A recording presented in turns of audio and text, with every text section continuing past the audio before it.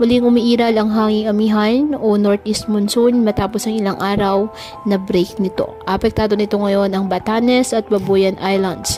Ayon sa Pag-asa, kaya asahan po ang maulap na kalangitan at may hihinang pag-ulan sa mga nasabing lugar. Easterlies pa rin po ang nakakaapekto sa iba pang bahagi ng ating bansa. Sa ngayon, wala po tayong bagyo o low pressure area na minomonitor sa loob ng ating PAR na maaaring makaapekto sa ating bansa. Samantala, isang potensyal na bagyo ang inaasahan pa rin sa mga susunod na araw base po sa pinapakita ng ilang weather models. Ang susunod na pangalan ng bagyo na gagamitin ng Pag-asa ay Bagyong Kabayan.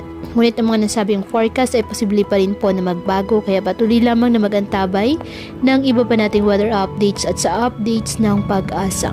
Ngayong araw ang Batanes at Babuyan Islands asahan ng bahagyang maulap hanggang sa maulap na kalangitan with isolated light rains dahil po sa amihan.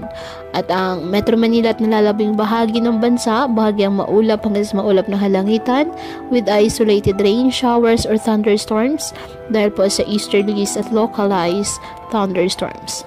Kaya patuloy po na pinag-iingat ang ating mga kababayan sa banta pa rin ng mga pagbaha at pag-uho ng lupa at ugaliin po na magdala palagi ng payong o kahit anumang panangga sa ulan o di ka naman sa init ng araw kapag lalabas ng ating mga tahanan. At yan po muna ang update sa lagay ng panahon ngayong araw.